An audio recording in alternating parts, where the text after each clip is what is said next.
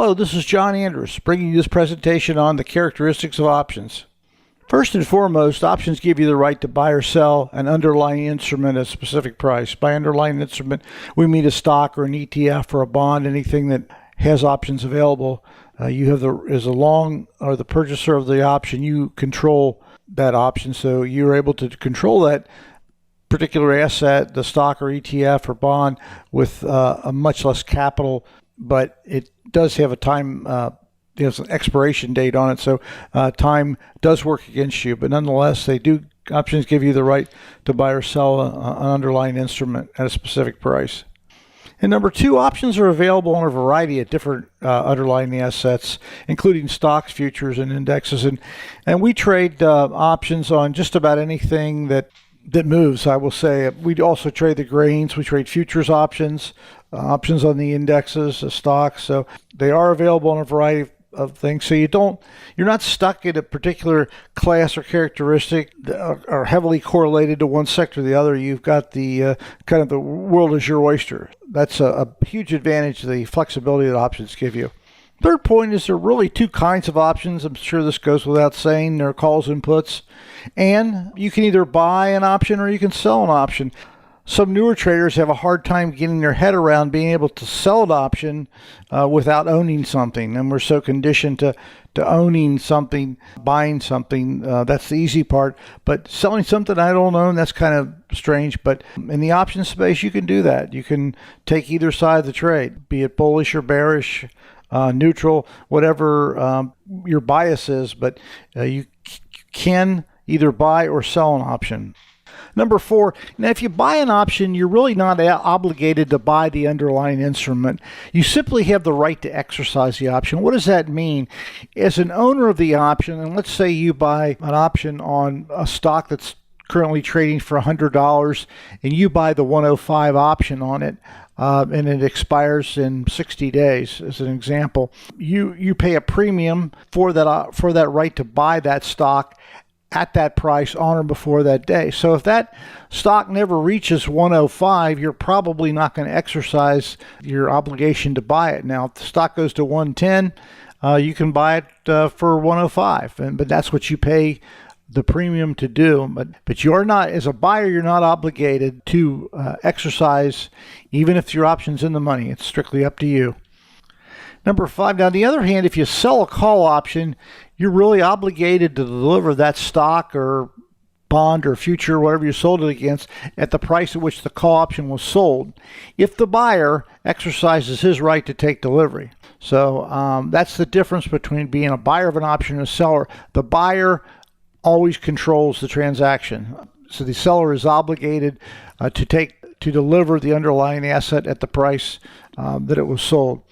Now, if you sell a put, you're obligated to buy the stock at the owner if the owner of the option chooses to exercise, which again, let's take that $100 stock, and you sold a $100 put on it because you think it's going to go up and you're going to keep all the premium. If that stock goes down and it goes to 95, you're forced to buy that for 100. That's your obligation. That's your contractual obligation to buy that for 100. Now, your cost basis is going to be a little bit lower because perhaps you collected a couple of bucks for that option. But as the seller, you're the one that is obligated, as opposed to the buyer is not obligated. Now, options are available at a number of strikes at or near the underlying price of financial instruments. Now, what I mean by this is, if you look at the option chain, there's a plethora of strikes depending on the particular stock. Some have very few, but if you get into more liquid products that are heavily traded, like SPY for the spiders or Apple, you'll see a number of strikes available at the money and beyond, either on the calls or puts, and on both sides, either in the money or at the money, or above out of the money. Now, here's the kicker with options. You do take less capital to control the asset, but they're only good for a specified period of time, because there's a finite time when you buy that option. It has a specific expiration date. After they expire, and that date goes on, there's no more value in there, and the holder, if you're the buyer of that option, you lose the right to buy or sell the instrument at that price. So time is a critical component of options, and one that you want to be keenly aware of. Now, when you buy an option, it's just like buying anything. It's a debit to you. If you buy a $100 option on XYZ company and the cost of the option is $5, you're going to be that one option contract controls 100 shares. You're going to be your account's going to be debited $500. So if you had $10,000 in your account, as an example, you're now going to have $9,500 in your account, but you're going to own that option. Now, when you sell an option, you're actually going to get a credit. So let's take that same stock that's traded for $100 and you sell a put on it or a call, either one, depending on your bias. And you collect that $5. That $5 immediately goes into your account. So if you started out with that same $10,000, now you've got $10,500 in your account. Of course, you're obligated to take delivery of that stock if it gets in the money and the the owner of that option choose to exercise you. Now, the cost of an option is referred to as the option premium. And if you think about in the insurance business, they call it insurance premiums that we pay for our insurance coverage. It's exactly the same. Insurance policy, insurance premium covers a specific risk for a specific period of time at a certain price. In the options world, the price is reflective of the volatility is a key component, how much time's left until expiration, the current interest rates, and of course the price of the underlying asset. Now I want to talk a little bit about liquidity in options because I think that's extremely important. Liquidity is a metric showing the ease a financial instrument can be traded. The higher the liquidity, the easier it is to facilitate a trade. So if you're trading something like Apple or like the SPY, something that's extremely liquid, there's tens of thousands of contracts that are traded on it. It's an extremely liquid product to get in and out of. If you trade something, somebody gives you a tip on something and it's got very little liquidity. I call those roach motels. You can get in, but you can't get out. So if you want to be a successful option trader, certainly stay in the ones that provide that liquidity and stay away from those that aren't very liquid. Now, liquidity can be further defined as the volume of trading activity that enables a trader to buy or sell a security or derivative, which is an option, at a fair price where the buyer and seller agree. So you've got a bid and an ask price in options, and on the again, our examples of Apple or SPY, any of the heavily traded ones, you've got a bid side and an ask side, and you're going to find that the spread is what they call the bid-ask spread. The difference between the bid and the ask is very tight. And what that means as a retail options trader, if you want to buy an option, you're going to pay the ask. And let's say the ask is $1. And if you want to sell it, you're going to sell it at the bid, just the opposite of what the market maker is doing. And so let's say the bid is 98 cents. Now, that's a really tight $2 wide spread on an option. So you could buy it for $1, decide you don't want it, you can sell it back for 98 cents. Very tight bid-ask spread. But those ones that are illiquid, you might buy it for $1 and sell it back. You don't decide you don't want to sell it back for 5 cents. And that's what you want to stay away from, is those that have really wide bid-ask spreads and don't have a lot of liquidity. If you don't really get your head around liquidity, the real importance of it is that sufficient liquidity will allow you to move in and out of positions without any difficulty. The more liquid the product is, the easier you can get in and get out. And like the illustration I just gave on the last point, if you've got a very tight option market with a very tight bid-ask spread where there's a penny or two difference, and you make a mistake, you can get in and get out with very little harm. You might lose a buck or two on the option. So that's the real key ingredient in liquidity, is it allows you to move in, move out of options without really suffering a whole lot of negative on the bid-ask spread. And there's got to be a bid-ask spread because there's a market maker in the middle that's facilitating these transactions. So there's always somebody to take the other side of the transaction. That's the market maker. This is another point. The closer you are to at the money, the more liquid the option will be. So again, back to our $100 stock or ETF, whatever. Those $95 and $98 options, if they have $1 wides and 102s, those are going to be very tight. Now, you get further away, you get up at the 120 or down in the 80 range or something, you're going to start to see those spreads widen out a little bit. And that's what I mean here is the closer you are, the more liquid the option will be. And we're trading mostly options that are reasonably close, normally at least within one standard deviation of the price. And like I mentioned earlier, the bid-ask spread of an option is also an indicator of liquidity. The tighter that spread, the more liquid that stock or that option is on that stock. It's really simple. Again, the bid-ask spread is an important thing you want to look at. And you'll notice as you trade options, when the market opens in the morning, you'll see even on the ones with tight bid-ask spreads, the very liquid products, you'll see some very wide spreads. And so you don't ever want to be in that position that you've got to make a trade first thing in the morning or really at the end of the day, because they'll let those spreads widen out and the market makers will really take advantage of you. I'll talk a little bit about volatility in options. It's such a key component, and volatility measures the amount by which an underlying asset is expected to fluctuate a given period of time. Let me simplify that for you. Let's just say hypothetically that the volatility on a $100 stock is 20%. So that means that 20% of 100, which is $20, that's the expected move for 1 year. Now that's plus $20 and minus $20. So the anticipated range on that stock, based on the volatility at that given point in time, is $20. So the range is going to be 80 to 120. And that's really what volatility tells us what the expected move is. And I'm not going to go into detail now. We will in the standard deviation course as far as how to calculate it, because obviously we're trading in shorter periods than 1 year. But just keep in mind that the volatility tells you how much that product should fluctuate, how much, what that range should be in a given period of time. And as a side note, you'll see a reference to different Greeks in trading options. Vega is the Greek for volatility.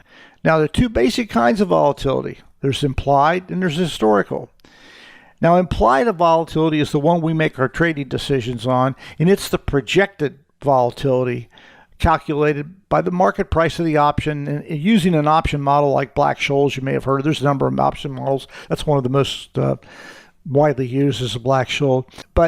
And of course, because we don't know where this option or where this asset's going to be in the future, typically the implied volatility is somewhat overstated, and that is our edge in trading, particularly in selling options. The fact that we know that implied volatility is typically a little overstated because you've got that unknown in the future. And you'll even notice it more when a stock gets close to earnings. You'll see that volatility just really ramp up, and it might normally be 20, 30%, and all of a sudden now it's 100%. And that's because that unknown is out there, and that volatility just rapidly expands. And then conversely, after the unknown comes out of it, you'll get the collapse like sticking a pin in a balloon. Now, historical volatility, that's simple. That's either actual statistical volatility. That's where the volatility really was. They might have projected the volatility to be 20%, and actually after the time passed, the volatility turned out to be 18% at that point in time. So historical is the actual or the statistical volatility. Now, if the premium of an option increases without a corresponding change in the price, the options implied volatility will have to increase. So if you remember earlier, I mentioned the components of the volatility pricing or option pricing are the price of the underlying. You've got interest rates, you've got time, and you've got volatility, and there's a couple of other ones, but those are the main components. And price can stay steady, but if the volatility increases, the price of that option is going to go up. Conversely, if it decreases, the price of the option is going to go down, even with the underlying price staying fixed. And that's why I talked about, when you've got an unknown event out there in the future, you'll see an expansion of volatility. And once the unknown event is no longer an unknown event, you'll see the contraction of volatility. Now, I want to talk a little bit about the consistency and the discipline, really the keys to trading success. Number one is consistency in your trade strategy. Trade strategy criteria. And the great part about trading option is you can really pick your own winning percentage. I mean, some people like higher winning percentage. you're going to get a lower reward. Some people like almost the 50-50 shots. You get a higher reward, but they're 50-50. I kind of spend most of my trading life in that 70% probability of success. So I'm, in most cases, I'm risking 70 cents to make 30%, but my probability is somewhat higher in by the other means that we execute trades and manage trades. That makes a difference. But the thing that I want to point out is consistency and strategy criteria is not this time do trades that have a 10% probability of profit, and the next time you do one with 90, and the next time you do one with 50. Find the range that you're comfortable with. And I kind of settled in that 2/3, 1/3, 67-33 area. And, it gives me enough premium to handle losses. And I used to trade in that 90% range, and that's great. You go on, and all of a sudden you have a month and it just wipes everything out. But just be very consistent in criteria used in your strategies. Secondly, consistency in risk and trade size. Extremely important. If you trade a 20, 30,000 or whatever size account, $10,000 account, and you're just trading one lots at that point. But as your account gets bigger, you want to ramp up the number of contracts. You want to go from initially you're trading all one contract lots. Now you don't all of a sudden think you know something. You trade 10 on XYZ company. You start to, as your account size grows or you put more capital in the account, you want to go from trading one contract to 2 or 3, but keep that risk and that trade size consistent. And the other thing that is extremely important is the consistency in how you manage the trades. I have specific criteria I use. I make it as mechanical as I possibly can. That little guy that sits on all our shoulders and tells us the wrong thing to do, our subconscious mind, you've got to battle him a little bit. But as the time goes on, if you can develop consistency in your trade management, I typically manage trades, put on trades with about 45 days to go. But when they get down to 21 days to go, in other words, I've been in the trade, say 24 days. Now, obviously you can't put every single trade on with 45 days to go, but that's kind of my sweet spot. When it gets down to 21 days, I make it a decision, and I make it really easy. And if I'm in a trade and it's either a break-even trade or slightly profitable, or it hasn't met my profit goals, I'll still take it off. If it's a trade that's a loser, it's been a loser since the day I put it on, I'm just going to stay in the trade. But I'm consistent in that, and I'm consistent in not losing trades early, and that's what I mean by consistency in trade management. I just put this little bulleted there because discipline and consistency in trading is a winning combination. I think you have to have both. Be consistent in the 3 points that I said earlier, and then be disciplined. And if you have discipline, that is a key. The two of those together is a key to a winning combination in trading. Now, the problem with discipline, I think, when we see that word, has got a negative connotation. And I question, is that due to our parents, our teachers, or school administrators, maybe our minister or priest that always telling us, always disciplining us. If we did something bad, we go to the office or, sit in the corner or have a timeout, whatever the punishment is. And, hopefully it's not something serious like going to jail. But the fact that the word discipline has a negative connotation, and I want you to not take discipline in trading as something negative, because it's not negative in trading and investing. It's just the way, it's just being structured and being consistent and being disciplined. That's really the only way I can explain it. It's just, I don't want you to look at discipline as negative. Oh, I don't want to do that because I'm not allowed to do that or something. That isn't what discipline's all about in trading. It's finding those straight criteria and however you develop your core trading methodology, but being disciplined to stick to your knitting, what Grandma used to say. Now, discipline, I call it a method of thinking and controlling your approach to trading and investing. And it's as simple as that. It's just a way, without that negative connotation, I want you to think of, when you think of the word discipline in your trading, just as how I think and control my approach to trading and investing. Now, discipline in trading is have a consistent and methodical system that can be repeated. That's a huge key. I bounced around for years and years and came upon, probability-based trading about 8 or 9 years ago, and I began to implement that. And, like we all have our growing pains in that, but I have a system now that is very consistent, very methodical. I know what's going to happen. It's just like if we flip a coin 5 times, you might have 5 straight heads or 5 straight tails. But if you flip that coin 500 or 1,000 times, you're going to begin to get closer and closer and closer to 50-50. We can make the same illustration with dice or with cards or whatever, but you need a system that is consistent and methodical, that you can repeat and rinse and repeat, do it over and over, day in and day out. Well, that wraps up this presentation. I hope you picked up a few nuggets from it. If you have any questions, please don't hesitate to give me a call or reach me in Skype. Reach out to me at the website. If you're a member of our trade room, look forward to seeing you. Be happy to answer any questions. But I want you to have a great day, good luck, and great trading.